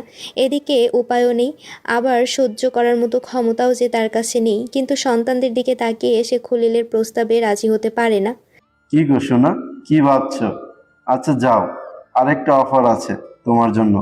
তুমি যদি রোজ আমার সাথে একবার বিছানাতে যাও, তাহলে প্রতি সপ্তাহে একবার আমি বাজার করে দেব। তুমি রাজি থাকলে আমাকে ফোন করিও। তোমাকে কিন্তু ঠকাবো না। তোমার শরীরের জ্বালাও মিটবে, সংসারটাও চলবে, সাথে তোমার লোনের টাকাও শোধ হবে। যদি এসবে রাজি না হও, তবে আমি কিন্তু আর সুযোগ দেব না। এই জায়গাতেই থাকছো, সেটা দখল করে নিব। আরশিদার চোখে পানি চলে আসে। খলিল আরশিদার চোখের পানি মোছার অজুহাতে আরশিদাকে বাজে স্পর্শ করে, কিন্তু আরশিদা নিরুপায়, থামানোর বিন্দুমাত্র চেষ্টাও করে না। আরশিদাকে খলিল বুকের সাথে জড়িয়ে নেয়। তারপর সৃষ্টিকর্তা মানুষকে পৃথিবীতে পাঠিয়েছিল সুন্দর জীবনযাপনে থেকে তার ইবাদত করার জন্য, কিন্তু সুন্দর জীবন কিভাবে তৈরি করে নিতে হবে সেটা দুনিয়াতে এসে শিখতে হয়। সবাই তো সেটা পারে না। তাহলে কি কেউ জান্নাতে যাবে না? নিলয় মনে মনে কথাগুলো বসে ভাবছে। টাকা ছাড়া কেউ আপন হয় না, পরিবারের মানুষও গালি দেয়, সমাজ তাকে নিকৃষ্ট মানুষ হিসেবে পরিচয় দেয়। একদিকে বড় সন্তান হয়ে মাথার উপর বিশাল একটা চিন্তার বোঝা, কিভাবে তার পরিবারকে ভালো রাখতে পারবে। অপরদিকে আরশিদা বেগমের মাথায় এতগুলো ঋণ, কিভাবে সে পরিশোধ করবে। একটাই রাস্তা তার খোলা আছে, আর সেটা হলো নতুন কোনো সম্পর্ক। আর সেই নতুন সম্পর্কটা হবে খলিলের সাথে। জীবনটাকে তার সুন্দর করতে হবে, আর তাকাবে না তার সন্তানের দিকে। নিজেকে বাঁচতে হবে, ভালো থাকতে হবে, তার সব কিছু ছাড়তে হবে। 2টো ছেলে থাকা সত্ত্বেও যেন সে আজ পঙ্গু, কোনোভাবেই কিছুতেই কিচ্ছু হচ্ছে না। তাহলে সে কি করবে? ওই দিকে অনেক ভেবে চলেছে অনেক কিছু, কারণ অন্তরাকে বলেছে তার বাবার নাম আফজাল চৌধুরী, আর তিনি হলেন অনেক বড় একজন ধনী ব্যক্তি। নিলয় মিমির ছোট বোনকে পড়িয়ে বাড়ি থেকে বের হয়। আজকে 5,000 টাকা বেতন পেয়েছে সে। গ্রাম থেকে একটা স্টুডেন্টকে পড়িয়ে 5,000 টাকা বেতন, এটা আকাশের চাঁদ পাওয়ার থেকে কম কিছু না। এটাই নিলয়ের সবচেয়ে বড় সম্বল। নিলয় বাড়ি থেকে বের হতেই দেখে মিমিরা দাঁড়িয়ে আছে। নিলয় মিমির দিকে তাকায়, মিমি মুচকি হাসে, নিলয়কে ডাকে সে। নিলয় যাবে কি যাবে না ভেবে মিমির কাছে যায়। মিমি নিলয়ের দিকে তাকিয়ে হাসি দিয়ে বলে, নিলয়, কোথায় যাও? বাড়িতে। আজকাল জানো, তোমার কথা মনে পড়ে আমার। তোমার সেদিনের প্রপোজটা শুনে আমি অবাক হয়েছিলাম। সত্যি বলতে আমাকে অনেক ছেলে প্রপোজ করেছে, কিন্তু তোমার মতো করে কেউ কখনো প্রপোজ করেনি। আমি তোমার কথা ভাবনা থেকে বেরই করতে পারছি না। সত্যি? মিমির কথা শুনে নিলয় খুশি হয়, কারণ এভাবে তার প্রপোজাল মিমির মতো একটা মানুষ গ্রহণ করার ইঙ্গিত দিচ্ছে। বিষয়টা নিলয়ের কাছে বিশাল কিছু। এত কষ্টের মধ্যে যদি কেউ পাশে থেকে গুছিয়ে দেওয়ার চেষ্টা করে তবেই মনে হবে জীবনটা সুন্দর। উপরওয়ালাকে একটা ধন্যবাদ দেয় নিলয়। নিলয় আরও কিছু বলতে যাবে, পেছন থেকে মিমির কাজিনেরা বলে, তাহলে ইনিই আমাদের দুলাভাই হতে যাচ্ছে। নিলয় মিমির দিকে তাকায়। মিমির চোখে মুখে হাসি। নিলয় আর বারণ করে না। প্রিয় মানুষের হাসির জন্য সে সব কিছুই করতে প্রস্তুত। নিলয় রাজি হয়। সবাই একসাথে একটা রেস্টুরেন্টের ভেতরে আসে। নিলয় রেস্টুরেন্ট দেখে বড় একটা ঢোক গেলে সে ভয় পায়। জীবন দশায় প্রথম নিলয় দামি বড় রেস্টুরেন্টে আসলো, কিন্তু সে একা আসেনি। সে এসেছে তার সদ্য গার্লফ্রেন্ডের সাথে, আর তাদের সাথে ওর কাজিনেরাও। একটা টেবিলে বসলো ওরা। ফাহিমেরা খাবারের মেনু দেখতে থাকে। বেছে বেছে চাইনিজ দামি খাবারগুলোই অর্ডার দেয় ওরা। নিলয়ের দিকে তাকায় মিমি। নিলয় কিছুই অর্ডার দেয় না। মিমি জিজ্ঞাসা করে, কি ব্যাপার, তুমি কিছু খাবা না? আসলে আমার তেমন ক্ষুধা লাগেনি, তুমি খাও, আমি আছি। নিলয় ভয় পায়, তার পেটে ক্ষুধা, কিন্তু অতিরিক্ত বিল আসবে ভেবে নিলয় খাবার অর্ডার দিতে ভয় পাচ্ছে। যদি একটু কম বিল আসে এতেই তার জন্য ভালো। অন্তত যাওয়ার ভাড়াটা তো থাকাটা খারাপ নয়। ওয়েটার খাবার নিয়ে আসে, টেবিল ভর্তি খাবার দিয়ে যায়। ওরা 5 জন রাক্ষসের মতো খেতে থাকে। নিলয় শুধু ফ্যাল করে তাকিয়ে দেখছে, কি করবে বুঝতে পারছে না। কিছু সময় পর ওদের খাবার শেষ হয়। সবাই তৃপ্তির ঢেকুর তোলে। ওয়েটার এসে বিল দেয় ফাহিমের হাতে। বিল হয় 9,000 টাকা। নিলয়ের গা থেকে যেন ঘাম বের হতে শুরু করেছে। এসির ভিতরেও সে কাঁপছে। ফাহিম বিল পেপারটা নিলয়ের হাতে ধরিয়ে দেয়। নিলয় মুচকি হাসে। দুলাভাই, আপনি থাকতে আমরা কিভাবে বিল দিই? আপনি দিন, ট্রিট তো আপনার ছিল। আচ্ছা ঠিক আছে, সমস্যা নেই, তোমরা যাও, আমি বিল দিয়ে আসছি। ঠিক আছে মিমি, চল। ওরা মিমিকে নিয়ে চলে যায়। নিলয়ের অনেক কান্না পাচ্ছে, কিন্তু কিছু করার নেই। ওয়েটারকে বলে, 4,000 টাকা শোধ করতে আমার কতক্ষণ কাজ করা লাগবে? আমি সব কিছু পরিষ্কার করে দিতে পারি। মানে বিল দিতে কি টাকা নেই? 4,000 টাকা কম আছে ভাই। ও আচ্ছা, আসেন, ম্যানেজারকে বলে কাজ দিচ্ছি। নিলয় খালি পেটে সেই রেস্টুরেন্টে 10 ঘন্টা কাজ করে। নিলয় পরের দিন সকালে বাড়িতে আসে। সারা গায়ে তার ব্যথা। নিলয় সকালে এসে তার মাকে কোথাও দেখতে পায় না। মুরগির ঘরে দরজা আটকানো। হাত ঘড়িতে দেখে সকাল 8টা বাজে, কিন্তু মা তো অনেক আগেই ওঠে। নিলয় ক্লান্ত শরীর নিয়ে নিজের ঘরে ঢুকতে যাবে, ঠিক তখনই তার মায়ের ঘর থেকে কথার শব্দ শুনতে পায়। আরশিদা বেগম বলছে, খলিল ভাই আর না, নিলয় চলে আসবে। তুমি বলেছিলে কাউকে কিছু জানতে দিবে না, রাতেই আসবে, রাতেই যাবে, কিন্তু সকাল হয়েছে। আমাকে ছাড়ো, চলে যাও এখন। আরে আরেকবার করতে চাই না, করো না সোনা। তোমাকে আদর করে যা মজা পেয়েছি, আজকের বাজারের সেরা মাছ মাংস তোমার বাড়িতে আসবে। এভাবেই তুমি আমার সাথে বিছানায় থাকবে। আহ, লাগছে, ছাড়ো তো এখন।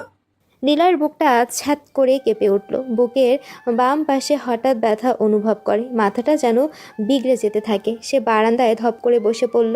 খুঁটিতে হেলান দিয়ে উঠানের দিকে তাকিয়ে আছে। কি করবে নিলয় বুঝতে পারছে না।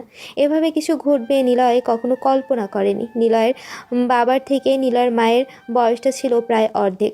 বাবার যখন 25 বছর বয়স, তখন তার মায়ের বয়স ছিল 13। গ্রামের মেয়েদের বয়স যেমনই থাক, বিয়ে দ্রুত হওয়ার প্রবণতা আছে। বিয়ের 2 বছরের মাথায় নিলয় হয়। এই জন্য তার মায়ের বয়স এখন 38 হলেও দেখতে আগের মতো ইয়াং আছে। এখনও 40 পার হয়নি। যে কেউ দেখলে নিলয়ের বড় বোন হিসেবেও পরিচিত আছে তার মায়ের। আরশি, আমার অনেক ভালো লাগছে। শেষ আমি তোমার হাজবেন্ডের নেওয়া লোনের 20,000 টাকা শোধ হলো। আজকেই পেপারস পাঠিয়ে দেব। এভাবে আমার সাথে থাকবে। আমারও ভালো লাগছে। 5 বছর পর আমি অনেক শান্তি পেলাম। নিলয় আর সহ্য করতে পারে না। মাথায় হাত দিয়ে চুলগুলো জোরে জোরে টানতে থাকে। চোখ দুটো লাল হতে থাকে। কেমন যেন সাইকো অনুভব করছে নিলয়। নিজেকে কন্ট্রোল করতে বারবার হিতাহিত জ্ঞান হারিয়ে ফেলছে। ওর সারা শরীর রাগে কাঁপতে থাকে। হঠাৎ দরজা খোলার শব্দ শুনতে পায় নিলয়। নিলয় কাঁধ ঘুরিয়ে পেছনে তাকায়। খলিল মিয়া বের হচ্ছে খালি গায়ে। সারা গা ঘেমে আছে তার। প্যান্টের বেল্ট লাগাতে লাগাতে নিলয়ের দিকে চোখ চলে যায়। নিলয়ের কাছে আসে। মাথায় একটা গাঁটটা দিয়ে খলিল মিয়া বলে, কিরে বেটা, কখন আসলি? আমার আর তোর মায়ের কথাগুলো শুনেছিস নাকি? উত্তেজিত হসনি তো আবার? হা হা হা হা। যাই হোক, এই নে 3,000 টাকা, বাজার করিস। আর শোন, রোজ রাতে বাড়িতে আসবি না। দরকার হলে তোকে এক্সট্রা 1,000 টাকা দিব। বাড়ি খালি রাখবি, বুঝলি?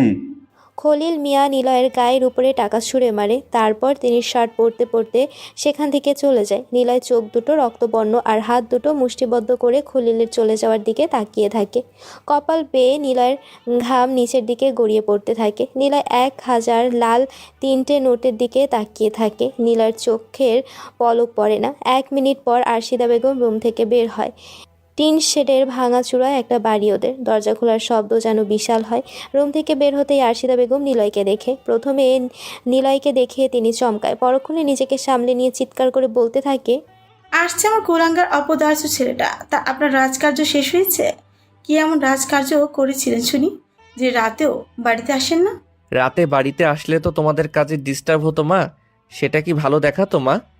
চুপ কর কুত্তার বাচ্চা, হারামি কোথাকার। আমার বাবাকে গালি দিবা না প্লিজ।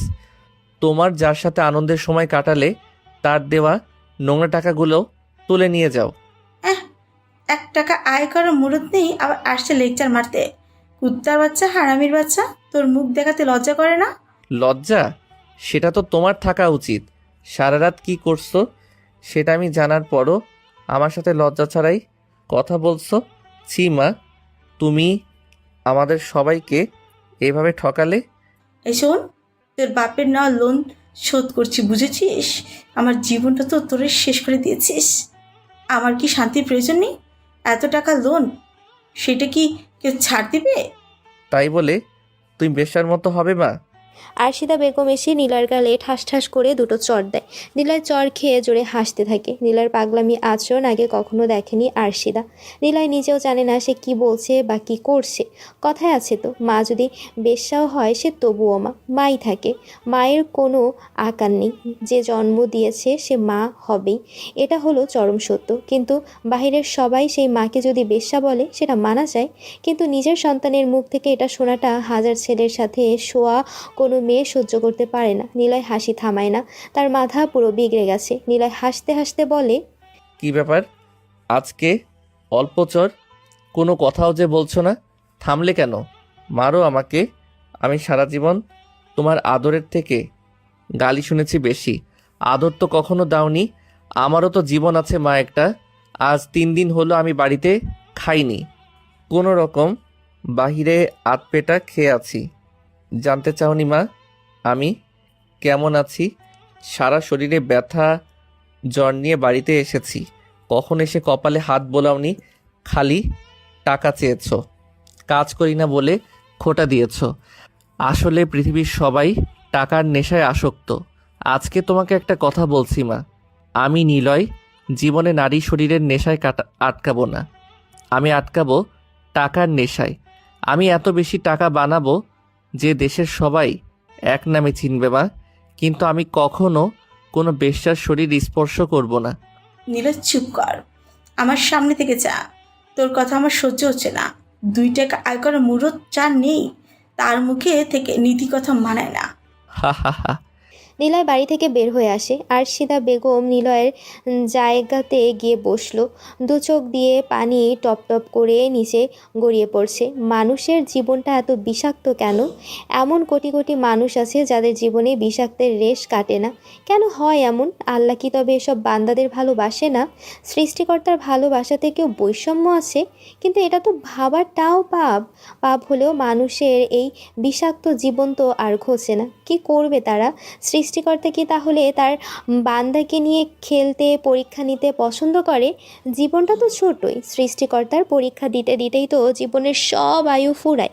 জীবনকে উপভোগ করা হয়ে কি ওঠে সবার? সৃষ্টিকর্তার দেওয়া জীবন যদি সেটা উপভোগ না করি, সেটাও তো একটা পাপ। কারণ তার উপর সৃষ্টি উপভোগ করতে তো বাধা নেই। মানুষ সৃষ্টি করেছেন, আর তাদের থেকে অভিযোগ, অভিমান তিনি শুনবে না কেন? তবে উপভোগ করতে এতটা বিষাক্ত বোধ কেন? কবে আল্লাহ সবার দিকে তাকাবেন? সৃষ্টিকর্তার কাছেও অভিযোগ করে লাভ কি? অভিমান করে লাভ কি? সৃষ্টিকর্তার কাছেও অভিযোগ, অভিমান করাটাও একটা ইবাদত। কারণ তিনি সৃষ্টি করেছেন, সব কিছু তাকেই বলতে হবে, তিনি শুনবেই, এটাই তো স্বাভাবিক। বান্দার মনের খবর তিনিই জানবেন। অনেক রাতে ঘুমিয়ে পড়ছিল। খলিল আহমেদ অনেককে 2000 টাকা দিয়েছিল। অনেকের টাকা পেলে আর কিছুই চায় না, অনেক খুশি হয়ে যায়। অনেক অপেক্ষা করছে অন্তরার জন্য। অন্তরা দুটো লাগেজ নিয়ে বের হয়। এমন সময় অন্তরার বাবা কামাল সাহেব ডাক দিয়ে বলে, কি ব্যাপার অন্তরা, এত বড় লাগেজ নিয়ে কোথায় যাচ্ছ? লাগেজে কি আছে? অন্তরা তার বাবার কাছে আসে, বাবাকে জড়িয়ে ধরে বলে, বাবা, আমার একটা ফ্রেন্ড আছে, তোমার বন্ধুর ছেলে সে। ওই যে আফজাল সাহেব আছে না, ওই আঙ্কেলের ছেলে আছে, অনেক নাম। ও আমার ফ্রেন্ড হয়, সে অনেক ভালো বাবা, ও অনেক কাজ করে। কি কাজ করে শুনি? অনেক মানুষের পাশে দাঁড়ায়। আমার সব পড়ে থাকা কাপড়গুলো সে অনাথ পরিবারে বিলিয়ে দিবে, সেজন্য আমিও ওর পাশে দাঁড়াতে চাই। আমি যেসব কাপড় পরি না সেসব আমি ওর কাছে দিয়ে দেব বাবা। বাহ, এটা তো অনেক ভালো কাজ। যাও, ওর সাথে দেখা করে সব দিয়ে দাও। পারলে ছেলেটাকে বাড়িতে নিয়ে এসো একদিন। অন্তরা তার বাবার কথা শুনে অনেক খুশি হয়। সে দ্রুত সব কিছু নিয়ে চলে আসে বাহিরে। অনেকের কাছে আসে নিজের গাড়ি নিয়ে। গাড়ি থেকে নেমে ড্রাইভারকে দূরে যেতে বলে অন্তরা। অনেক দেখে অনেক বড় দুটো লাগেজ নিয়ে অন্তরা হাজির হয়। অন্তরা বলে, এই নাও, এখানে সব কাপড় আছে, দামি কাপড় কিন্তু, এক একটার 5 থেকে 10,000 টাকার। ভালোভাবে সবাইকে দিয়ে দিবা। 30টার বেশি ড্রেস আছে। অনেকের চোখ তো কপালে উঠে যায়। সব একবারে 1000 করে বিক্রি করলে অনেক টাকা। অন্তরাকে জড়িয়ে ধরে সে। তারপর, এই ছাড়ো, এসব তোমাকে দিলাম। আর শোনো, বাবা তোমাকে ইনভাইট করেছে আমার সাথে যাবা। অনেক অন্তরাকে ছেড়ে দেয়। কি বলবে অনেক বুঝতে পারে না, কারণ অনেক নিজেই তো অন্তরাকে পটানোর জন্য নিজেকে বড়লোক দাবি করেছে। এখন তার বাবা যদি সব জানতে পারে কি হবে? অন্তরাকেও হারাতে হবে তার। তবে অনেক এ ব্যাপারে বেশ ধূর্ত। সে অন্তরাকে বলে, আচ্ছা যাব, তবে অন্যদিন। এখন তো কাজ আছে, একটু সময় হোক যাব। আচ্ছা, আমি এখন গেলাম। অন্তরা কথাটা বলে সেখান থেকে চলে যায়। অনেক তার ফোন দিয়ে একটা দোকানিকে ফোন করে। তাকে সব কিছু অনেক আগেই বলে রেখেছিল। অনেক কাপড়গুলো সেখানে দেওয়ার কথা বলে। প্রয়োজনে সেখান থেকে 40,000 টাকাও দাবি করে। দোকানেই রাজি হয়। অনেক কাপড়গুলো দোকানে রেখে টাকা নিয়ে আসে। অনেকের কাছে এখন অনেকগুলো টাকা। এই টাকা দিয়ে সে ভালো মতোই ট্যুর দিতে পারবে অন্তরাকে নিয়ে। আর কোনো চিন্তা নেই। নিলয় ব্রিজের উপরে পা ঝুলিয়ে বসে আছে। এক প্যাকেট সিগারেট কিনেছে সে। পা ঝুলিয়ে বসে একটা একটা করে সিগারেট টেনে শেষ করেছে। নিলয় আকাশের দিকে তাকিয়ে মুচকি হাসতে থাকে। ওপরওয়ালার উদ্দেশ্যে বলে, আল্লাহ, শুনেছি দুনিয়াতে যার কেউ নেই তার তুমি আছো। তোমার কাছে আমার যত আর্জি, যত অভিযোগ, যত অভিমান, তুমি ছাড়া কারো কাছে আমার কিছু প্রকাশ করতে ইচ্ছে করে না। তুমি তো আমাকে সৃষ্টি করেছো, একটা ভালো জায়গাতে জন্ম দিতে পারতে। তোমার কাছে ছাড়া আর কার কাছে অভিযোগ, অভিমান, কষ্ট, রাগ শেয়ার করব বলতে পারো? মানুষ এত নিকৃষ্ট কেন? তুমি তো ভুল করনি সৃষ্টি করে। তাহলে আমরা কেন এমন? এত চাহিদা কেন আমাদের? আমাদের বাঁচতে কেন এত কষ্ট সহ্য করতে হবে? তুমি কি চাহিদা নামক জিনিসটা তুলে নিয়ে যেতে পারো না? আমার এখন জিদ চেপেছে। হে প্রভু, আমি পুরো দেশ তছনছ করে দেব। দেখে নিও, আমার জীবনের যত শখ আছে সব আমি পূরণ করবই। কেউ আর বাধা দিতে পারবে না। আমি মনে হয় পাগল হয়ে গেছি। আমি শকড হতে হতে আজকে আমি নিজের প্রতি নিয়ন্ত্রণ হারিয়ে ফেলেছি। নিলয় থামে। দীর্ঘ একটা শ্বাস নেয় সে। নিলয়ের ফোন বেজে ওঠে। তাকিয়ে দেখে স্টুডেন্টের মা ফোন করেছে। নিলয় রিসিভ করে। ওপাশ থেকে স্টুডেন্টের মা বলে, নিলয় নিজেকে দ্রুত সামলে বলে, আন্টি আমি আসছি, খেয়াল করিনি পড়ানোর সময় হয়েছে। আন্টিকে কিছু বলতে না দিয়ে নিলয় ফোন কেটে দেয়। নিলয় দ্রুত বাড়িতে চলে আসে। এখানে এসে নিলয় কিছুটা অবাক হয়। নিলয় তাকিয়ে দেখে বাড়িটা বেশ সুন্দর করে সাজানো, ফুল দিয়ে লাইটিং করা হয়েছে। নিলয় মনে মনে বলে, বাহ, একদিনের ভিতরে বাড়িতে কি অনুষ্ঠান লেগে গেল। কিন্তু এটা কিসের অনুষ্ঠান? নিলয় গেট খুলে ভেতরে প্রবেশ করে। বক্সে খুব জোরে গান বাজছে। নিলয় ভেতরে এসে দেখে অনেক মানুষ। নিলয়ের স্টুডেন্ট দৌড়ে এসে বলে, ভাইয়া আজকে তো পড়বো না। কেন? আজকে তো আপুর বিয়ে, রাতে গেস্টরা আসবে, দেখছে না বাড়ি সাজানো। তোমার আপুর বিয়ে মানে মিমির বিয়ে? হ্যাঁ, আম্মু তো আপনাকে ফোন করেছিল দাওয়াত দেওয়ার জন্য, জানেন না? সেজন্য আসছি। যাও তাহলে। আর শোনো, আমি আর আসবো না পড়াতে। মানে কেন? পরে বলবো। নিলয় ভেতরে আসে। স্টেজ সাজানো হয়েছে সুন্দর করে, মিমির গায়ে হলুদ লাগানো হচ্ছে। সে বসে আছে, পাশে ওর কাজিনরাও বসা। মিমির বিয়ের কথা শুনে নিলয়ের মাথা আবার বিগড়ে যায়। অন্যদিন হলে চুপচাপ নিলয় চলে আসতো, কিন্তু এখন সেটা করেনি নিলয়। এদিকটাতে এখন তেমন লোক নেই, যারা আছে নিলয় তাদেরকে চেনে ও জানে। নিলয় এগিয়েছে স্টেজের দিকে, নিলয়কে দেখেই মিমি দাঁড়িয়ে যায়। নিলয় মিমির হাত ধরে। মিমি বলে, কি করছেন? আমার হাত ছাড়েন, সবাই দেখছি তো। কেন ছাড়বো? তুমি না বলেছিলে আমাকে ভালোবাসো? চলো, আমার সাথে তোমার বিয়ে হবে। কি পাগল হয়ে গেছো তুমি? তোমার সাথে বিয়ে হবে মানে? দেখো, আমার বয়ফ্রেন্ড আছে, আর তার সাথে আমার বিয়ে হচ্ছে। ও, তার মানে আমার সাথে গেমস খেলা হয়েছিল, কিন্তু এটা এখন আর হবে না। আমার সাথে যেতে হবে, আমি তোমাকেই বিয়ে করব। হাত ছাড়া বলছি। ফাহিমিরা এগিয়ে আসে, নিলয়ের কাছে এসে বলে, ওই মিমির হাত ছাড় বলছি। কেন ছাড়বো? তোরা দুলাভাই ডেকেছিলি মনে আছে? আমার থেকে ট্রিট নিয়েছিলি। কি আজব রে ভাই, তোর মতো ফকিনীকে ভালোবাসবে কে? নিজের দিকে তাকিয়েছিস? একই শার্ট প্যান্ট পরে করিস, তোর কোনো যোগ্যতা আছে নাকি? নিলয়, হাত ছাড়ো আমার। না, আজকে আমি তোমাকে নিয়ে যাব। মিমি জোরে একটা ঝটকা দেয়, কিন্তু নিলয় হাত ছাড়ে না। নিলয় শক্ত করে মিমির হাত ধরে রেখেছে। মিমি সহ্য করতে না পেরে বাম হাত দিয়ে নিলয়ের গালে কষে একটা চড় দেয়। নিলয় চড় খেয়ে হাসে, তবুও মিমির হাত ছাড়ে না। ফাইমে একটা খুশি দেয় নিলয়ের ঠোঁটে। নিলয়ের ঠোঁট কেটে রক্ত পড়তে থাকে। মিমি বলে, হাত ছাড় কুত্তা হারামি। নিজের দিকে কখনো তাকিয়েছিস তুই? আমাকে ভালোবাসা তো দূরের কথা, আমার সাথে কথা বলার কি যোগ্যতা আছে তোর? আমার মতো বড়লোক মেয়ে তোর সাথে দুদিন কথা বলেছে, ভাবছিস আমি তোর প্রেমে পড়েছি? হাসি পাচ্ছি রে। তুই তো একটা পুরাই হাতারাম। তোকে ভালোবাসা তো দূরে থাক, তোর দিকে থুথু ফেলারও ঘেন্নার বিষয়। তোর সাথে শুধুই মজা করা যায়। তোর থেকে খাওয়ার জন্য, তোর সাথে মজার জন্য আমরা এতদিন গেম খেলেছি। আমি তোকে ভালোবাসবো এটা ভাবি কিভাবে? যা ফকিরনি। তোর থেকেও আমার বাড়িতে যারা কাজ করে তারা অনেক দামি পোশাক পরে। আগে নিজের যোগ্যতা তৈরি কর, টাকা আয় করতে শেখ, তারপর তো ভালোবাসা। ওই কে আছিস? একটা রাস্তার কুকুর আসছে, তাকে 1 প্লেট ভাত দিয়ে বিদায় কর। কুকুরটা না খেয়ে খাবারের গন্ধ পেয়ে বাড়িতে ঢুকে পড়েছে। সরাই এটাকে, গা থেকে গন্ধ আসে, আমার বমি পাচ্ছে, শ্বশুর। মিমির কথা শুনে নিলয় একদম নীরব নিস্তব্ধ হয়ে যায়। কি বলবে বুঝতে পারছে না। মাথাটা যেন ওর ব্যথা করতে শুরু করেছে। কি করবে বুঝতে পারছে না। মিমির হাত ছেড়ে দেয় সে। বিকেল পেরিয়ে সন্ধ্যা হয়ে এসেছে। ফাহিমেরা নিলয়কে ধরে। আরও 5টা ছেলে এসে নিলয়কে ধরে বাইরে বের করে আনে। দূরে বাগানের কাছে এনে নিলয়কে অনেক মারে। লাঠি দিয়ে, ঘুষি দিয়ে, লাথি মেরে নিলয়কে প্রায় আধমরা করে দেয়। নিলয় কোনো চিৎকার করেনি। আধা ঘন্টা ধরে নিলয়কে অনেক মারে ওরা। তারপর বাগানে ফেলে রেখে চলে আসে ওরা। নিলয় সেখানেই জ্ঞান হারায়। মা, মা, আমি ওই ড্রেসটা কিনবো মা। ওই যে দেখো, ড্রেসটা অনেক সুন্দর। মা, কিনে দাও না। রীতির কথা শুনে আসিয়া বেগম দোকানের দিকে তাকায়। আসিয়া বেগম কামাল সাহেবের বাড়ির কাজের মহিলা, তবে কামাল সাহেব ভালো বেতন দেয়। কালকে অন্তরার জন্মদিন, সেজন্য তার মেয়েও সেখানে যাবে। অন্তরার বয়সে যা, রীতির বয়সটাও একই রকম। রীতি সুন্দর একটা ড্রেস দেখে সেটা নেওয়ার জন্য তার মাকে জোর করে, কিন্তু ড্রেসটা দেখে বোঝা যাচ্ছে এটা বেশ দামি। তবুও আজকে বেতন পেয়েছে। আসিয়া বেগম কি আর তার মেয়েকে ড্রেস না কিনে শুনবে? মেয়ের আবদার পূরণ করার জন্য ঠিকই রীতিকে নিয়ে সেই দোকানেই চলে আসে। দোকানি ছেলেটা জানতে চায়, কি লাগবে ম্যাম?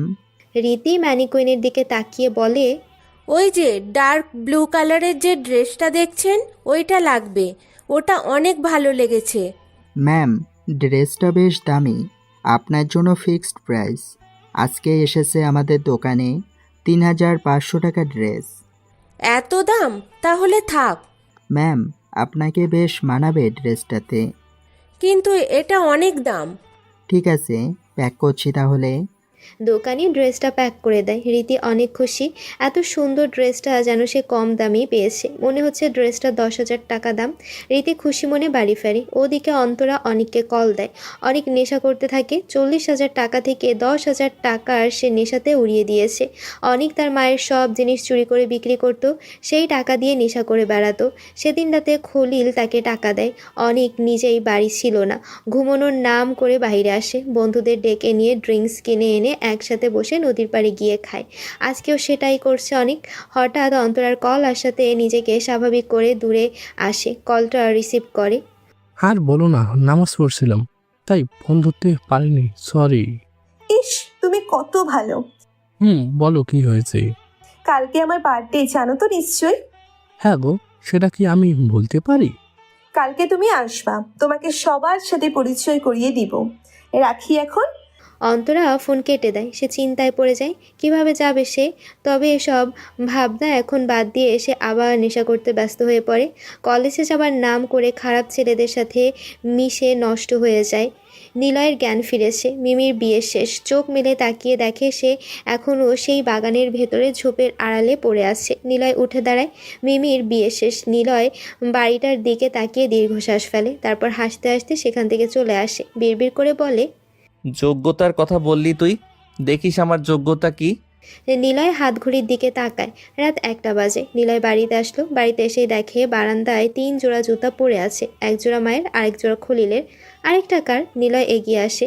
আরশিদা বেগমের ঘর থেকে শুনতে পায় খলিল একটা চড়াত করে আরশিদার গায়ে চড় দিয়ে বলে, চুপ কর মাগি, বেশি কথা বলিস কেন? উত্তেজনার সময় কথা বলবি না, চুপচাপ সহ্য কর। আমি যারে ইচ্ছা তারে নিয়ে আসবো। তোর কি, তোর টাকা পেলেই হবে, কেউ কোনো কথা বলবে না। তুই চুপচাপ শুয়ে থাক। হেব্বি লাগছে আমার। নিলয় স্থির হয়ে যায়। এতক্ষণ সে ঠিক ছিল, কিন্তু এবার আর নিজেকে ঠিক রাখতে পারল না। নিলয়ের সারা গায়ের লোম দাঁড়িয়ে যায়। রুমের ভেতর থেকে আরও বাজে কথার আওয়াজ আসে। নিলয় চোখ বন্ধ করে জোরে একটা শ্বাস নেয়। তারপর সে সোজা রান্নাঘরে চলে যায়। রান্নাঘরের ভেতরে সব কিছু খুঁজতে থাকে সে। ধারালো ভারী দা দেখতে পায় নিলয়। নিলয় তার হাতে দা তুলে নেয়। রান্নাঘর থেকে বের হয়ে আসে সে। নিলয় জোরে একটা শ্বাস নিল। মাথা আর কাজ করছে না ওর। মুখটা রাগে যন্ত্রণায় লাল হয়ে গেছে। সে দরজার কাছে আসলো। দরজায় জোরে একটা লাথি দেয়। দরজা ভেঙে ছিটকে পড়ে দূরে। নিলয় ভেতরে আসে। 3 জন উলঙ্গ হয়ে বিছানায় শুয়ে আছে। নিলয় সোজা গিয়ে আল্লাহু আকবার বলে খলিলের গলায় জোরে একটা কোপ দেয়। খলিলের বডি থেকে মাথা আলাদা হয়ে যায়। আরেকটা লোক ভয়ে কাঁপতে থাকে। আরশিদা বেগম চিৎকার করতে যাবে, তার আগে নিলয় জিভ ধরে আরশিদার জিভ কেটে নেয়। আরশিদা ছটফট করতে থাকে। লোকটা হলো থানার ওসি। লোকটা পালাতে যাবে, তখনই নিলয় লোকটার বুকে দা দিয়ে জোরে কোপ দেয়। এক কোপে দায়ের অর্ধেক লোকটার বুকে ঢুকে যায়। লোকটা ধম করে নিচে পড়ে যায়। নিলয় চুপচাপ দাঁড়িয়ে থাকে। বেশ কিছু সময় পর ওর মা আরশিদা বেগম স্থির হয়। নিলয় শাড়ি এনে তার মায়ের শরীর ঢেকে দেয়। তারপর ওসির বুক থেকে দা বের করে ওর মায়ের সামনে আসে। নিলয় হাসতে থাকে। নিলয় এখন যেন পশু হয়ে গেছে, হিংস্র জানোয়ার যেন। আরশিদা বেগমের দৃষ্টিতে স্পষ্ট ফুটে উঠেছে। নিলয়, আমাকে মারিস না বাবা। নিলয় তার পায়ের পাশে বসলো। হাসতে হাসতে বলে, মা, আর আমাকে তুই কখনো বকতে পারবি না, গালি দিতে পারবি না। তোর মুখ দিয়ে কখনো আর আওয়াজ বের হবে না। তোকে মেরে ফেলতাম আমি, কিন্তু তোকে তো মারবো না। তোকে মারলে আমার টাকার নেশা থাকবে না, তুই নিচ থেকে মরবি। তোকে আমি টাকার বিছানায় শুয়ে রাখবো। আমি পাগল হয়ে গেছি মা, আমার মাথা এখন ঠিক নেই, আমার মস্তিষ্ক এখন আমার নিয়ন্ত্রণে নেই। আমি সাইকো হয়েছি। চল আমার সাথে, তোকে আমি নিয়ে যাব। তোকে আমার টাকার উপরে রাখবো। আমি দেখতে চাই তোর কত টাকা লাগে। নিলয় কথাটা বলে ফোন বের করে। দাটা একটা ব্যাগে ঢোকায়, নিজের কাছে রাখে। ফোন বের করে কাব্যের নাম্বারে কল দেয়। কাব্য রিসিভ করে। হ্যালো, কে? আমি নিলয়, ব্রিজে সুইসাইড করতে। মনে আছে, ঠিকানা তো লেখা আছে। ব্রিজে গাড়ি পাঠিয়ে দিচ্ছি, চলে আয়। শুরু করি নতুন জগৎ। আমি সব ধ্বংস করতে চাই। সেটাই হবে বস। নিলয় ফোন কেটে দিয়ে মুচকি হাসতে থাকে। তারপর আরশিদা বেগমের হাত বের করে সে। তাকে টেনে নিয়ে সেই বড় ব্রিজটার কাছে যেতে থাকে নিলয়। অনেক নেশা করতে করতে সেখানেই শুয়ে পড়ে। সকাল হয়, 12টা বেজে গেছে। বন্ধুরা তাকে একজনের বাসায় এনে রেখেছিল। অনেক বলে, আমি এখানে তাহলে আর বাড়িতে না যাই, এখান থেকে সোজা মার্কেটে গিয়ে স্যুট বুট কিনবো, অন্তরার জন্য শাড়ি কিনবো, টেডি কিনবো, খাওয়া দাওয়া করে একবারে রাতেই বাড়িতে যাব। অনেক তার বন্ধুর বাড়িতে গোসল করে দ্রুত রেডি হয়ে মার্কেটে যায় সে। নিজের জন্য সুন্দর দামি স্যুট, জুতো, প্যান্ট কেনে। সেখানেই 10,000 টাকা শেষ। এরপর অন্তরার জন্য শাড়ি কিনতে চলে যায়। সব কিছু অনেক পরেও ফেলেছে। শাড়ির দাম 8,000 নিয়েছে, একটা টেডি 5,000। সব কিছু নিয়ে রেস্টুরেন্টে গিয়ে খাবার খায়। তারপর সন্ধ্যার আগ মুহূর্তে অন্তরার বাড়ির উদ্দেশ্যে অনেক বেরিয়ে পড়ে। তারপর অনেক অন্তরার জন্মদিন পার্টিতে আসলো। বেশ সুন্দর লাগছে অনেককে, অনেকের হাতে ফুলও আছে। অন্তরাকে দেখতে পায় না সে। অন্তরা বাহিরের দিকে আছে, কারণ একটু আগেই ঘটে গেছে বিরাট একটি ঘটনা। অন্তরা যখন সেজেগুজে বাইরে আসে, ঠিক তখনই চোখে পড়ে রীতির গায়ে পরা একটি চমৎকার ড্রেস। অন্তরা দৌড়ে রীতির কাছে আসে। রীতি হলো এই বাড়ির কাজের মহিলার মেয়ে। রীতি আর অন্তরা সমবয়সী। রীতি অন্তরাকে দেখেই বলে, অন্তরা, তুমি আমার সামনে? কি ব্যাপার? ও, তোমাকে তো অনেক সুন্দর লাগছে। রীতি, তোমার গায়ে এই ড্রেস? হ্যালো বন্ধুরা, আমাদের পরবর্তী ভিডিও সবার আগে দেখার জন্য আপনাদের অনুরোধ রইল। যদি পরবর্তীতে দেখতে চান তাহলে আমাদের চ্যানেলটি সাবস্ক্রাইব করে পাশেই থাকবেন। আর আপনাদের কেমন গল্প পছন্দ কমেন্ট করে বলতে কিন্তু একদম ভুলবেন না। ধন্যবাদ।